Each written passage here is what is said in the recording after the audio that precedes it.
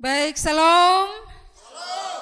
Masih dalam suasana Paskah, saya mengucapkan selamat merayakan Paskah, kebangkitan Tuhan Yesus, kemenangan yang membebaskan kita, kemenangan yang memulihkan kita.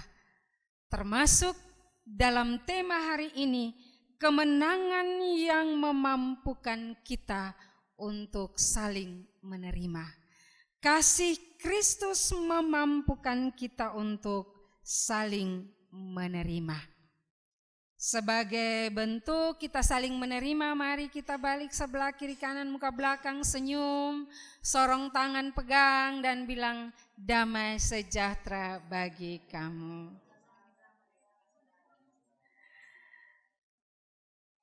Ya, damai sejahtera bagimu. Itu yang Tuhan kehendaki kita katakan pada setiap saudara, setiap orang sebagai bentuk kita memberi dan menerima kasih Tuhan. Bapak-bapak, mari kita berefleksi dari apa yang kita buat ini sejenak. Waktu kita kasih senyum, menjabat tangan dan bilang damai sejahtera bagimu, berapa banyak biaya yang kita kasih keluar? Tidak ada ya, 0 rupiah. Berapa banyak tenaga waktu yang kita berikan? Sangat sedikit. Yang dibutuhkan adalah hati. Hati yang tulus, hati yang penuh syukur, hati yang penuh dengan sukacita. Itulah yang akan membuat kita bisa saling menyapa, saling menerima seorang terhadap yang lain. Sama, waktu kita kasih senyum, waktu kita jabat tangan dan waktu kita bilang damai sejahtera bagimu, apakah kita tahu bahwa dia sama dengan saya? Apakah dia sama-sama satu keluarga, dia orang Timur sama-sama? Atau dia orang Sabu, atau dia orang Ambon, atau dia orang Sumba sama-sama? Tidak. Kita datang dari latar belakang suku yang berbeda, karakter berbeda, keluarga berbeda. Tapi karena kita mau saling mengakui sebagai saudara di dalam Kristus, maka kita menyapa dengan penuh kasih. Kita mau memberikan damai Kristus kepada setiap orang yang kita jumpai, maka kita mau menyapa dengan penuh kasih. Kita berbeda.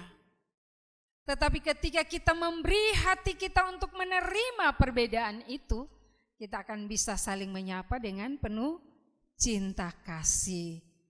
Ketika kita kasih senyum, katakan damai sejahtera, di sana ada dua pihak yang terlibat. Coba kalau satu orang selamat, salam, terus yang itu dia putar muka, dia dalam hati dia berfarek dulu doh. Itu saling kosonde. Itu sama dengan gayung tak bersambut. Jadi kita ada salam dengan hati penuh sukacita, dia pasang muka bangka, maka kau tempuh hati pasti jadi kecewa.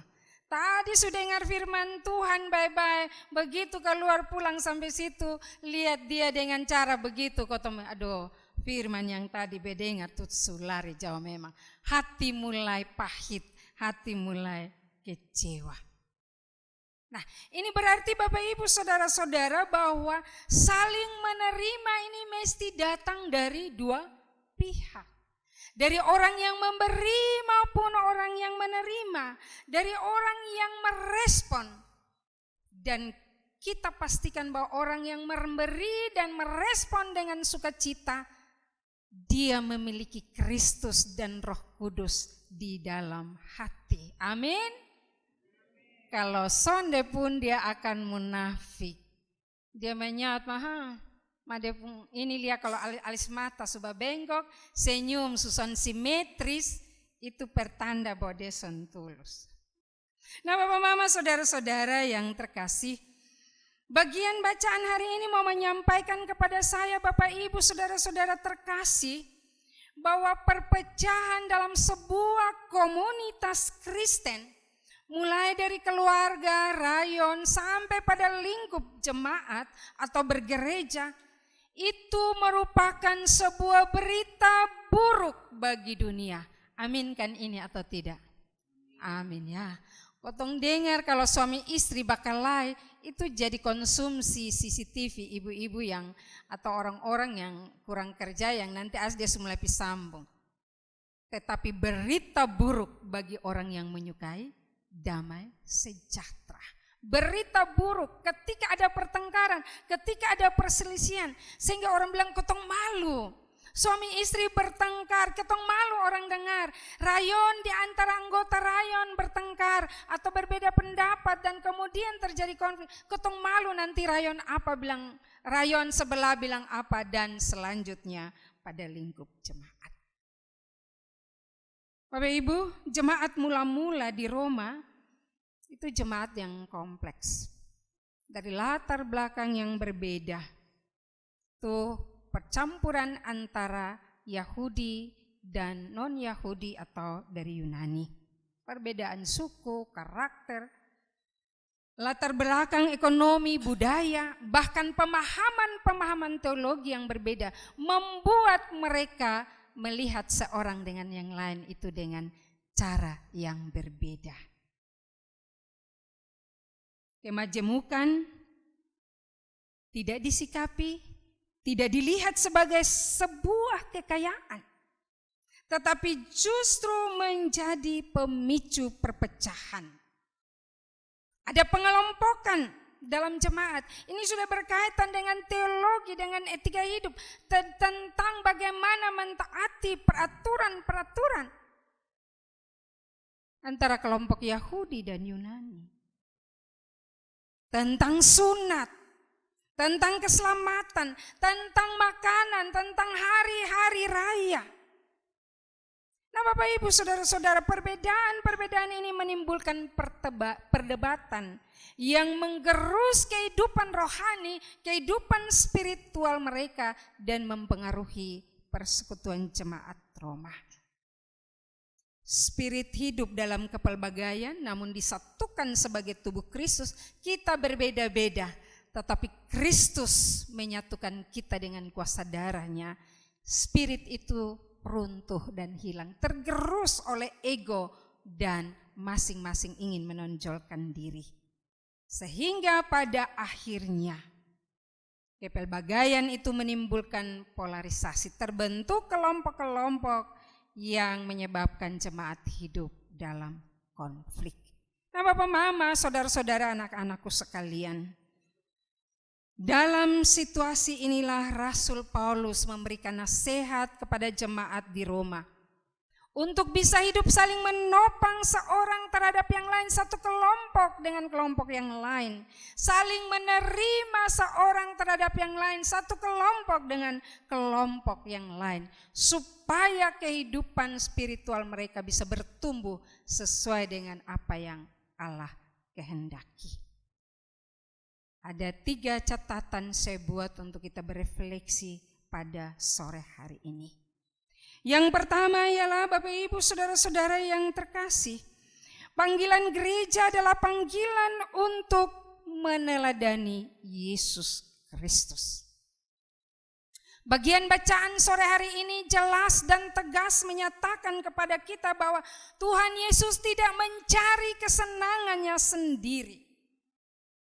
Ia bahkan rela meninggalkan tahtanya, kemuliaannya, mengosongkan dirinya demi manusia yang berdosa. Menjadi sama dengan manusia kecuali dosa. Dia mengosongkan diri. Sebuah proses pengosongan diri yang bagi saya luar biasa. Menanggalkan kemuliaan, menanggalkan dirinya sebagai Allah. Rela turun untuk manusia. Tuhan Yesus rela menerima saya, Bapak Ibu saudara-saudara yang begitu berdosa. Bahkan sebesar apapun dosa kita, Allah di dalam Yesus Kristus menerima kita. Dan di hadapannya kita semua sama, orang-orang berdosa yang diselamatkan. Karena itu Bapak Ibu saudara-saudara, adik-adikku sekalian, saya kira kita perlu berefleksi. Jika dunia saat ini menawarkan kepada kita tidak peduli orang lain mau bilang apa, tidak peduli orang lain hidup senang atau susah, asal saya senang, asal saya bahagia, itu sudah cukup. Ini teori dunia. Tetapi teori ini berbeda dengan Tuhan Yesus. Kesenangan orang lain, bagaimana orang lain bisa mendapatkan damai sejahtera, peran itu ada juga pada saya dan saudara. Apakah kita mampu mengosongkan diri untuk tidak menjadi batu sandungan bagi orang lain? Ini menjadi hal yang perlu saya, Bapak, Ibu, saudara-saudara refleksikan bersama. Bapak, Ibu, saudara-saudara, orang yang akan memikirkan kesenangan orang lain, orang yang mampu menerima orang lain dengan kelemahan dan kelebihan adalah orang yang sudah selesai dengan dirinya. Amin. Dia sudah tahu saya punya kelemahan di sini. Sehingga ketika orang lain punya kelebihan ini, dia memang punya kelebihan situ. Saya punya kelebihan ini. Kita sama-sama manusia. Kita sama-sama manusia yang berdosa. Kita sama-sama manusia yang diselamatkan atau diampuni dosanya. Ketika saya sudah selesai dengan diri sendiri, maka ketika orang lain senang, saya juga akan ikut senang. Ketika orang lain susah, saya akan sangat berempati untuk merasakan kesusahan orang lain. Beda kalau teori dunia, senang kalau orang susah, susah kalau orang, nah ini pasti ketong, ini pelaku. Selesaikan dengan diri sendiri. Saya akan mampu menghormati, menghargai orang lain. Saya tahu posisi saya tahu siapa saya. Saya akan mampu menghargai dan bersyukur kepada Tuhan. Karena saya tahu bahwa apa yang saya dapati ini bukan karena diri saya sendiri, tapi semata-mata oleh karena anugerah dan kemurahan Tuhan. Nah, ketika kita sudah bisa menerima kelemahan-kelemahan kita, Bapak, Ibu, saudara-saudara, maka kita akan tahu bahwa ada tanggung jawab yang besar, ada kewajiban yang Tuhan Allah berikan bagi kita, yaitu yang kuat patut menanggung yang lemah. Yang kuat di sini mungkin kita memiliki kelebihan kemampuan ekonomi, kita bisa melihat orang-orang yang perlu kita tolong dengan tidak kemudian membanggakan diri dan mempromosikan bahwa saya sudah buat ini dan lain-lain. Kita melakukannya di dalam cinta kasih Tuhan yang tidak menuntut balasan. Yang kuat di sini bukan berarti dia pembadan besar, lalu dia bilang lu terlalu kici. Atau dia mungkin yang kuat, betapo ekonomi lebih kuat dari lu sapa, bukan. Tapi juga tentang yang kuat di sini adalah yang kuat imannya. Yang memiliki hati nurani yang bersih, karena dia sudah membersihkan hatinya dari rasa iri, rasa tidak senang dengan orang lain, hatinya bersih. Sehingga ketika dia berhadapan dengan orang lain, dia tahu apa yang harus dilakukan untuk memuliakan Allah. Seperti tadi Nats yang membimbing kita. Ketika kita menerima orang lain, semua itu semata-mata untuk kemuliaan nama Tuhan.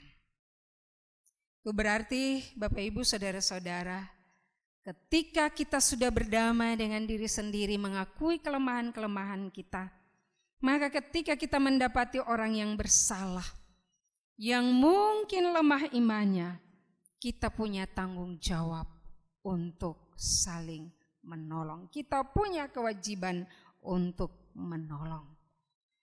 Saya kira Bapak, Ibu, majelis jemaat, orang-orang tua di jemaat diaspora Danau Ina ini punya tanggung jawab yang besar. Berhadapan dengan mahasiswa, anak-anak muda yang mungkin masih goyah imannya, masih lemah imannya sehingga gampang terprovokasi, gampang mungkin terpengaruh dengan berbagai hal.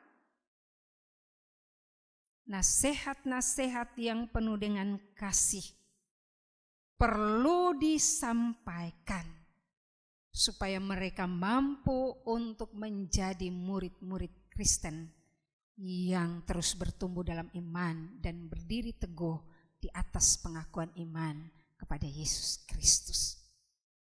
Tugas ini tidak akan pernah berhenti bagi setiap kita orang tua. Tanggung jawab kita yang berat adalah bagaimana menolong anak-anak kita yang sedang bertumbuh dalam iman untuk bisa kokoh dan kuat. Tapi pada saat yang sama kita juga sebagai orang-orang tua mesti terus berefleksi diri, memperbaharui iman kita. Supaya apa tadi? Kita sudah selesai. Jadi jangan sampai anak terus yang salah, kotong orang tua hanya benar terus. Tapi menerima, oh saya punya anak, kalau dia salah karena dia masih kecil, dia belum sedewasa saya. Kita akan berdamai dengan diri untuk menerima kekurangan anak-anak kita. Anak-anak muda, kalau orang tua kasih nasihat mau terima kosong deh. Ini jawabannya agak pelan, hanya 1-2 orang yang punya orang tua di sini atau di tempat yang jauh pulang telepon Bapak mama minta maaf, minta ampun kalau bapak mama togor mah kotong melawan. Kotong sedang bertumbuh dalam iman.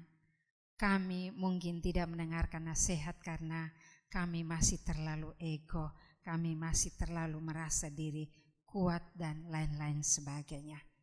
Yang orang tua ada di sini pulang mari bilang bapak mama maafkan dan ampuni kami kalau kami tidak suka mendengar.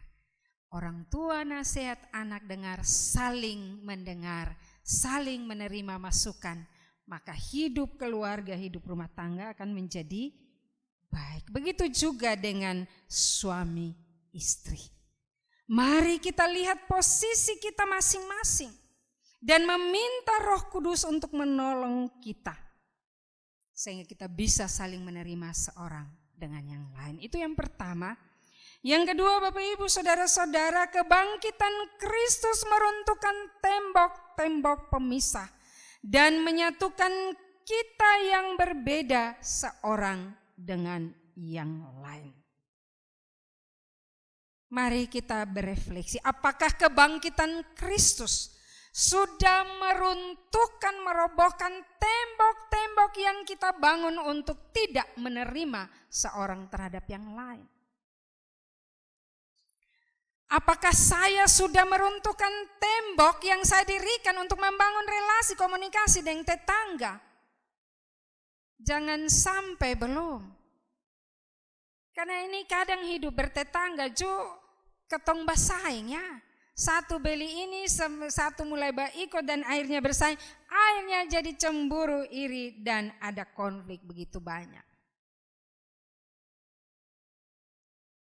Orang beli kulkas dong yang tetangga yang kedinginan kok kepanasan. Runtuhkan tembok-tembok itu.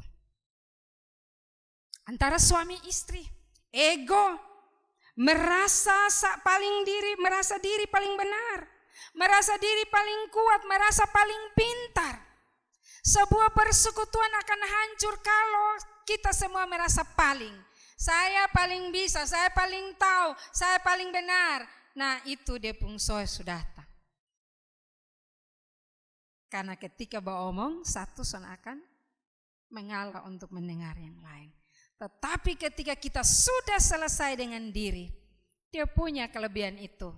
Mari kita berembuk. Apa yang perlu kita lahirkan untuk membangun sebuah keluarga, membangun sebuah rayon, membangun sebuah jemaat dengan potensi-potensi, kelebihan-kelebihan, keunikan kita masing-masing.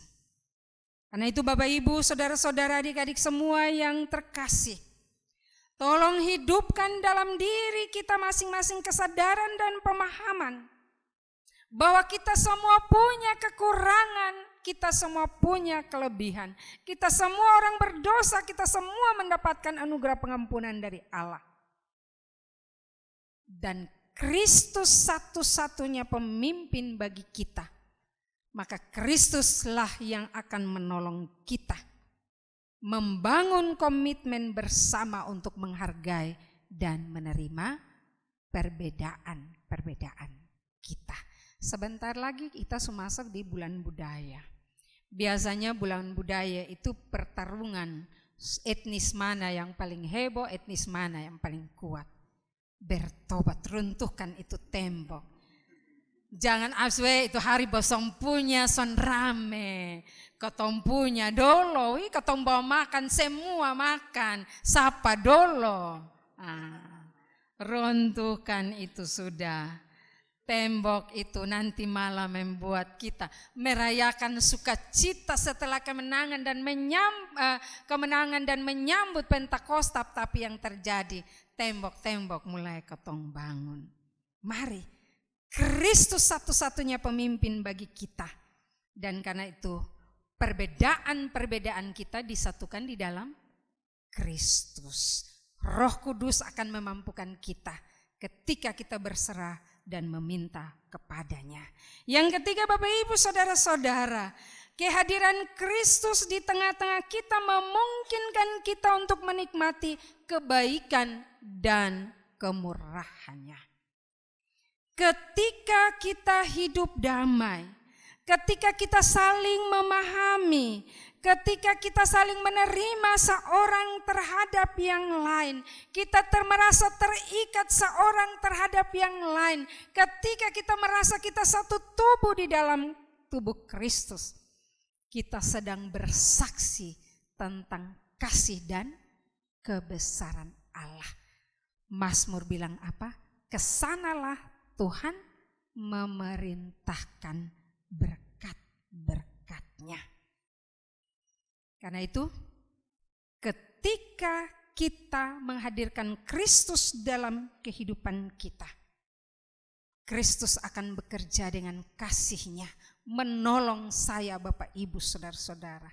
Karena itu setiap malam, baiklah kita berdoa minta tuntunan Roh Kudus. Berikan hatimu Tuhan menjadi hatiku, beri kasih-Mu menjadi kasihku, supaya kita melakukan apa yang Kristus mau.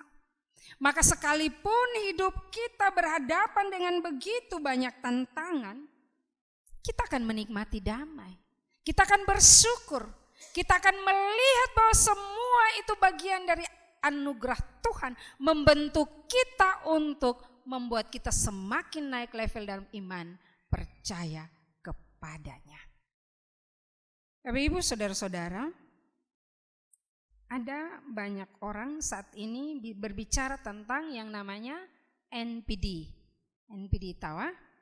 Narcissistic Personality Disorder. Orang yang ada dengan gangguan kepribadian. Saya kira orang Kristen kita perlu belajar ciri-cirinya. Itu orangnya sering merendahkan orang lain, marah besar kalau dia tidak mendapat perhatian yang semestinya. Padahal saya berharga sekalipun tidak dihargai oleh orang lain. Karena nilai saya, value saya ditentukan oleh Allah dan bukan oleh manusia. Tapi orang yang mengalami gangguan kepribadian, dia akan marah besar ketika orang tidak menghormati atau menghargai dia. Dia tidak suka dikritik. Maunya menang sendiri, selalu ingin menjadi pusat perhatian, mudah tersinggung, kurang rasa empati karena dia senang kalau orang tersakiti. Dan ada banyak lagi, Bapak Mama bisa nanti. Tapi gangguan ini sedang membuat kita terganggu untuk tidak bisa menerima seorang terhadap yang lain dalam ketulusan. Karena itu saya pikir Bapak Mama, coba mari kita juga periksa diri dengan ini NPD, gangguan kepribadian. Banyak rumah tangga hancur Banyak persekutuan menjadi rusak. Dan orang bilang ketika orang NPD ini tidak bisa disembuhkan. Dalam satu keluarga ada NPD, hancurlah keluarga itu. Dalam sebuah kelompok ada orang NPD, hancurlah kelompok itu. Dalam sebuah gereja, tempat kerja, kelompok-kelompok kemasyarakatan, hancurlah kelompok itu. Dia tidak bisa disembuhkan selain cuek saden dia. Tapi bagi saya, kehadiran Kristus dan Roh Kudus dalam hati saya, Bapak, Ibu, saudara-saudara, sekalipun mungkin kita sedang mengalami hal yang saya sebutkan tadi, gangguan kepribadian itu, percaya bahwa kita pasti dipulihkan Tuhan. Amin. Tidak ada yang mustahil bagi Allah. Ketika kita berserah meminta Roh Kudus membersihkan kita, memurnikan kita, memulihkan kita, maka kita akan pulih sehingga kita bisa menerima orang lain bisa menerima. Bahkan mungkin seorang NPD bisa diterima oleh orang-orang yang benar-benar telah berdamai dan telah selesai dengan dirinya. Di minggu Paskah ini, Bapak Ibu saudara-saudara, mari kita bangun komitmen iman bersama.